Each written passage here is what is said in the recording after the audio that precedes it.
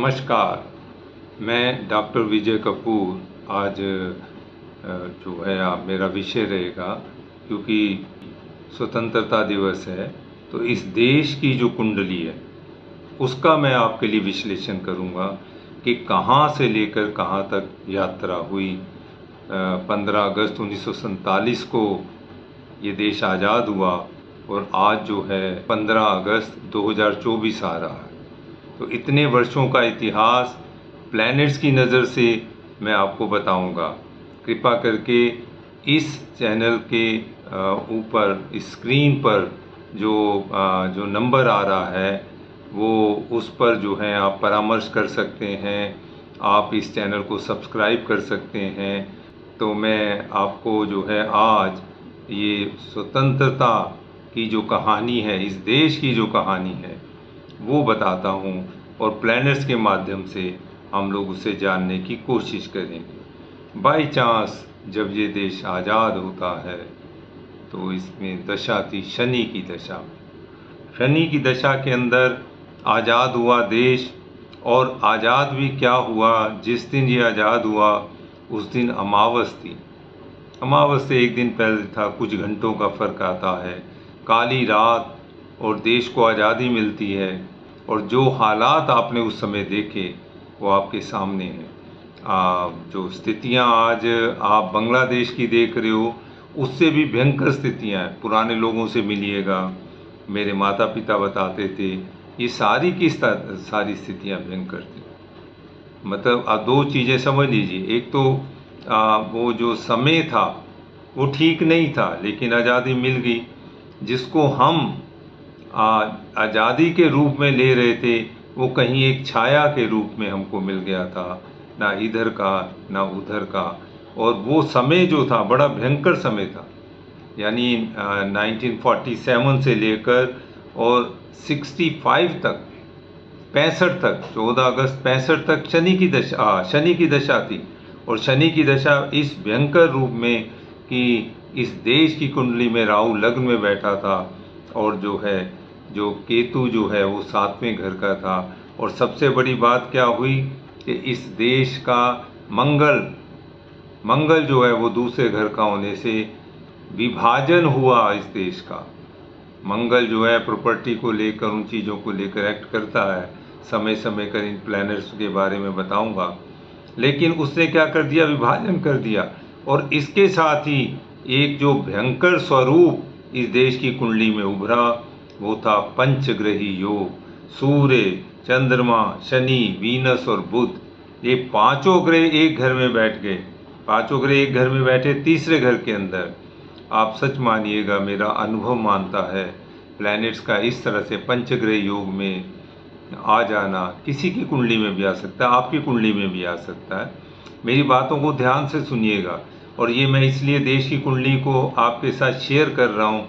एक इतिहास है, एक हिस्ट्री है, और आप उस हिस्ट्री को समझ रहे हैं, आपके सामने है। मैं भी आपके साथ उस इतिहास को लेकर चलूँगा।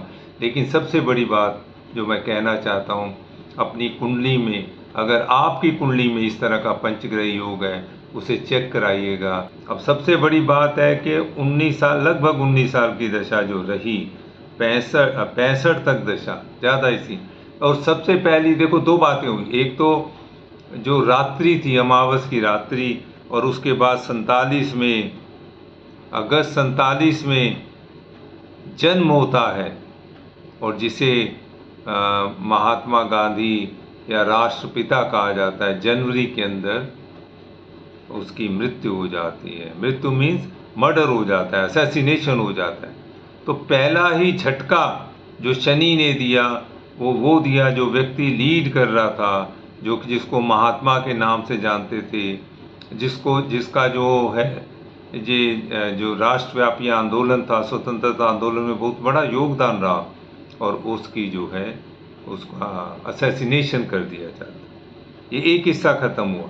लेकिन इस पंचग्रही योग का एक दूसरा हिस्सा शुरू होता है, जो है कि अगर आप देखेंगे नेहरू जी की योजनाओं में पंचवर्षीय योजनाएं बनी हैं। उसके बाद नेहरू ने पंचशील का सिद्धांत बनाया। देखिएगा, प्लैनेट्स अपना काम करते हैं, प्लैनेट्स आपका साथ नहीं छोड़ते हैं, और वो गतिशील बनाते हैं। नेहरू का एक विज़न था।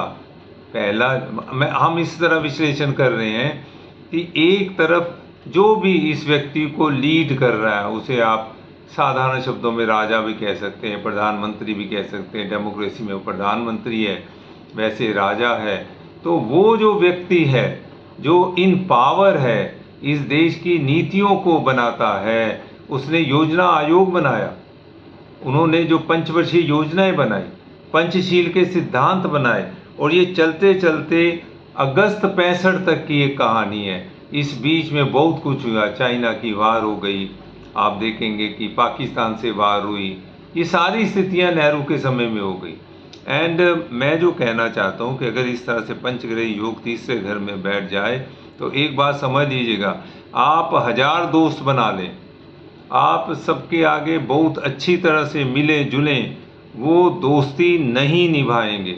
अपनी कुंडली में देख लेना, अपने जीवन में देख लेना, अपने राष्ट्र में देख लेना, अपने समाज में देख लेना, नहीं दोस्ती निभाएंगे, वो बैक स्टैबिंग करेंगे।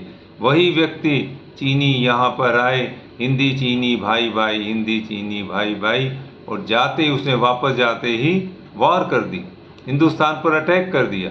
ये था एक कल्चर मीन्स उस देश का कल्चर। और हम लोग बड़ी बड़ी बातें करते रहे। सबसे बड़ी बात क्या की, मैं ये नहीं कह रहा बुरी बात थी, लेकिन जो था शांति, पंचशील के सिद्धांत, शांति का सिद्धांत, दुनिया भर में शांति देंगे। एक तरफ एक नेता का असैसिनेशन हुआ अहिंसा के उस पर, और दूसरी तरफ जो अगला नेता है वो शांति की बातें करने लगा। एनी हाउ जो भी हुआ आपके सामने है। फिर जो है इस देश की कुंडली के अंदर एक दशा आती है बुद्ध की। 17 ईयर्स का पीरियड था। मैं देखो ज़्यादा इतिहास नहीं जानता, जो घटनाएं हैं मैंने देखी हैं, बाई चांस मैं इस देश के इतिहास से जुड़ा रहा हूँ, मेरी आयु भी इतनी है, मैंने सब देखा है।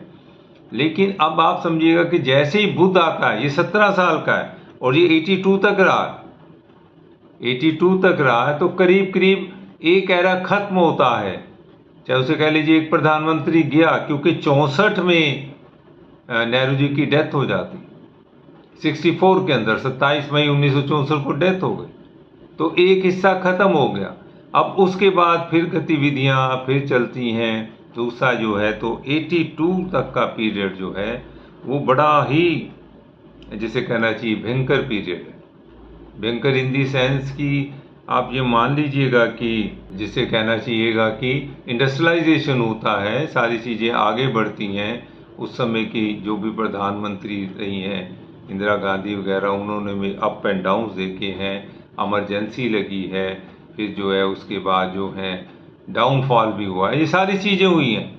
लेकिन सबसे बड़ी चीज़, एक एरा फिर खत्म हो जाता है। बुद्ध ने अपना काम किया, इस देश के लिए काम किया, इस देश की जो भी जो कर्मी थी, चाहे प्रधानमंत्री जो भी था, एक राजा था, अगर अब रानी थी या कोई था, उसका भी जो है 82 तक पीरियड था बुद्ध का। बुद्ध मार्केश का काम करता है। बुद्ध अगर मारता नहीं तो मरण तुल्य कष्ट से गुजारता है। तो सिर्फ 1-1.5 साल का फर्क रहा, जाते जाते इंदिरा गांधी का 84 के अंदर असैसिनेशन हो।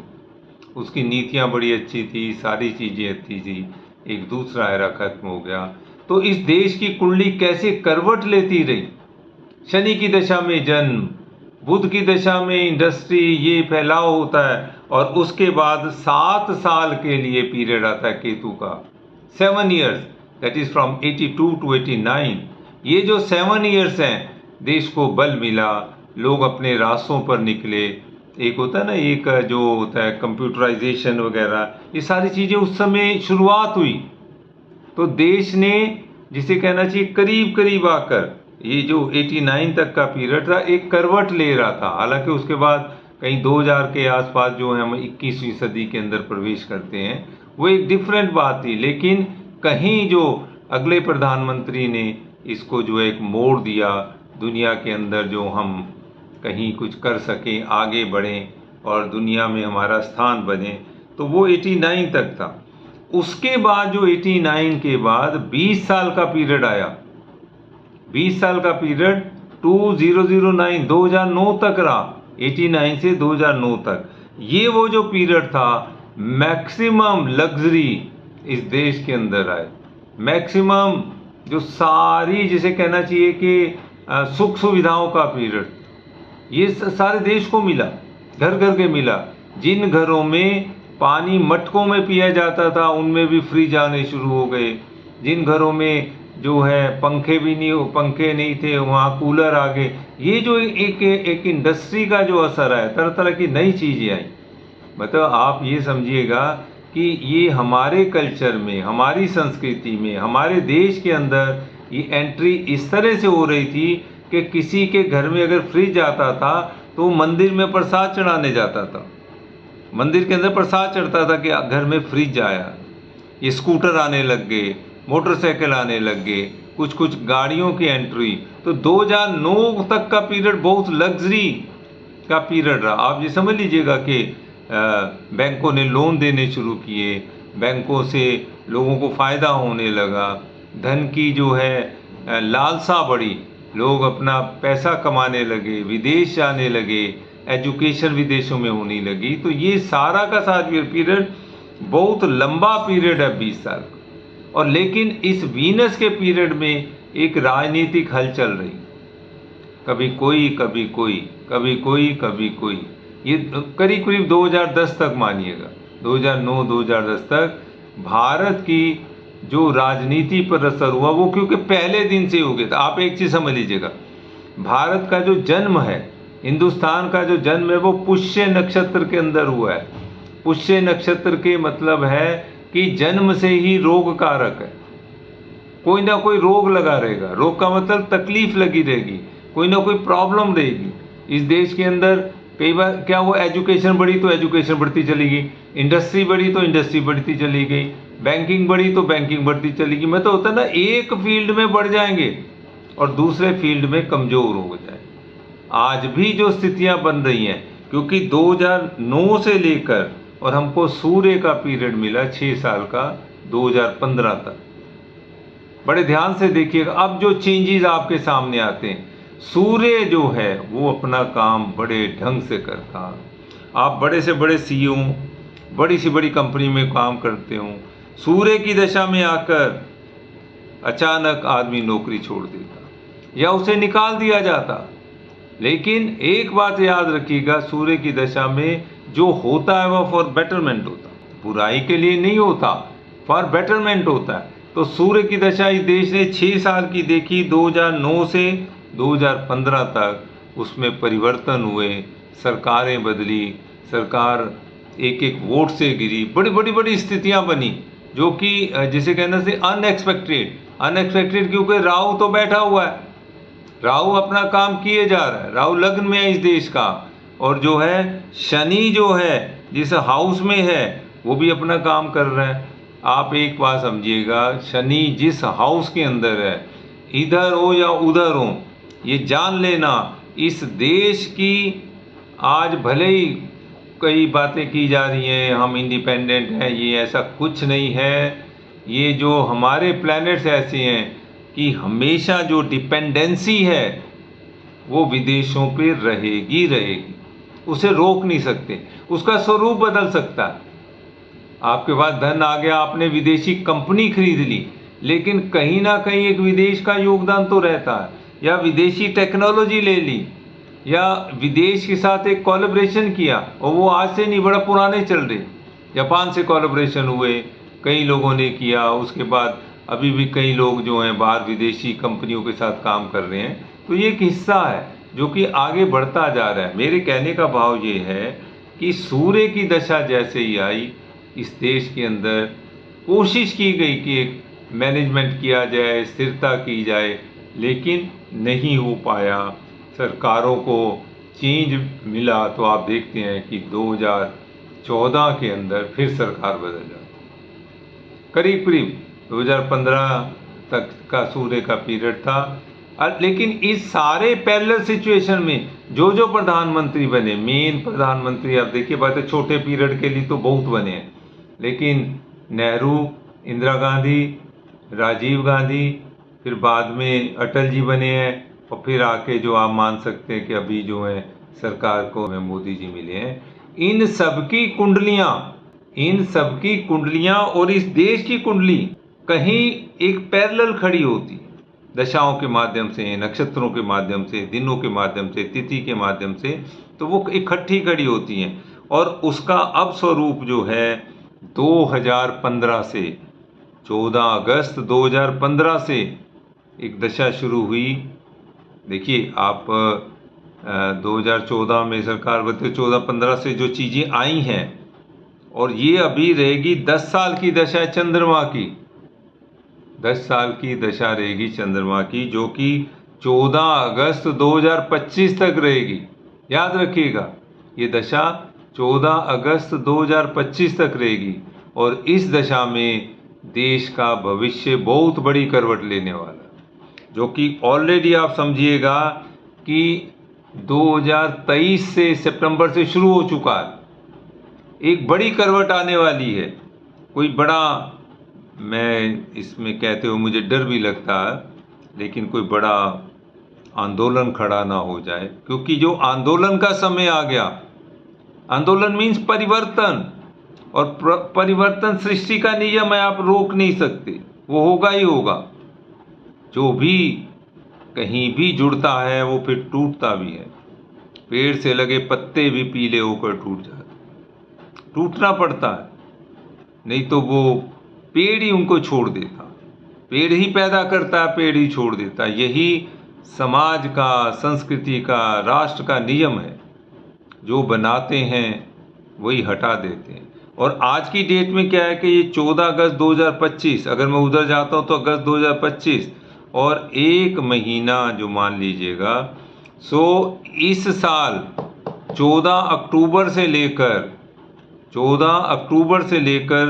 14 दिसंबर तक एक बहुत बड़ा डिसीजन होगा।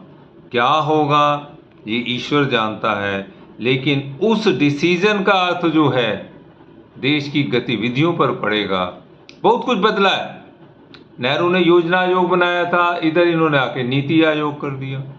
नेहरू मतलब बातें सिर्फ से चेंज ओवर जो होता रहा, बातें तो वही थी। पंचवर्षीय योजना वो कहते थे, इन्होंने भी 5 साल। फर्क इतना था, वो पंचवर्षीय योजना बनाता था, इधर एक नई शब्दावली होती है ना, अगर कोई कहे नहीं है तो हम, इन्होंने रोड मैप दे दिया। बात वही है, वहाँ योजना है 5 साल की, यहाँ रोड मैप है, तो फर्क नहीं पड़ा है। आप चीज़ों को, उनके संदर्भों को, उनके नामकरणों को बदल देते हैं। लेकिन एक चीज़ मुझे लगता है याद रखनी चाहिए, नाम बदलने से स्थितियाँ नहीं बदल जाती। ना ही आपको लगता है कि मैंने नाम बदला तो अब मैं ज़्यादा शुभ कार्य कर पाऊँगा, क्योंकि वो तो वही है, तरीका वही है, वैसे ही होना है। अब मुश्किल जो आ रही है इस समय, भले ही देश इकॉनमी में बहुत ऊपर हो जाए, संदर्भ ऐसे हैं, चंद्रमा है, आपको ले जाएगा, एक कैलकुलेशन में ले जाएगा, लेकिन बाकी चीज़ हमेशा रहा इस देश के अंदर। आप देखिएगा, क्योंकि पंचग्रह योग क्या काम करता है, एक चीज़ में बहुत उठा देता है और बाकी चीज़ों में वीक कर देता है। जैसे होता है ना कि अब आपने ये इकॉनमी कर ली, और उसके बाद बाकी चीज़ें, देश में रोग फैल सकता है, हेल्थ का सेक्टर कट सकता है। आपने इकॉनमी बड़ी अच्छी कर ली, लेकिन हेल्थ सेक्टर कटे, क्योंकि मंगल जो है वो एक ऐसे घर में बैठा है जो हेल्थ को ले डूबेगा मतलब लोगों की हेल्थ पे असर करेगा, तरह तरह की बीमारियां होंगी। ये जो संदर्भ हैं, तो मैंने अभी आपको बताया कि अक्टूबर से लेकर और दिसंबर तक कुछ ऐसी गतिविधि होने वाली है। ये जो है स्थितियां जो बदल रही हैं, इसका आपको आकलन मिलेगा। और ये सारे प्लैनेट्स, मैंने इतनी जो दशाएं बदली, किस तरह से देश के ऊपर असर हुआ, किस तरह से सारे असर हुए, आपको इसलिए बताया कि आप अपनी कुंडली को चेक करवाएं, कहीं आप भी तो इस तरह की स्थितियों के मारे हुए नहीं हैं। मुझे डर भी लगता कहते हुए, चंद्रमा की दशा अगस्त 2025 में खत्म होगी। देश का लगभग समझ लीजिए 50 से 60% जो जनरेशन है वो मानसिक रोगों की शिकार हो जाएगी, नहीं बच पाएंगे। चंद्रमा अपना असर करेगा, मन पे असर करेगा, वो जो है वो चंचलता और ये सारा जो करके, और जन्म क्योंकि इस देश का जो है वो अमावस को हुआ है, तो एक अंदर से जो है खोखलापन, सब कुछ पालेंगे इस देश के युवा, इस देश के लोग, पैसा है, घर है, गाड़ियां हैं, हर चीज़ होगी, लेकिन मन का चैन नहीं होगा। और उसका क्या निदान होगा, मेरे पास एक ही तरीका है, आप परामर्श कीजिएगा, मैं आपकी कुंडली के हिसाब से बता सकता हूँ। और इन जनरल मेडिटेशन कीजिएगा, जितना हो सके कीजिएगा। आप जो हैं अपने निकट आ सकेंगे और समझ सकेंगे कि जीवन क्या है। कृपा करके इसको ज़रूर शेयर कीजिएगा, सब्सक्राइब कीजिएगा और जो मेरी टीम से इसको परामर्श कीजिएगा। आपका बहुत बहुत धन्यवाद। नमस्कार।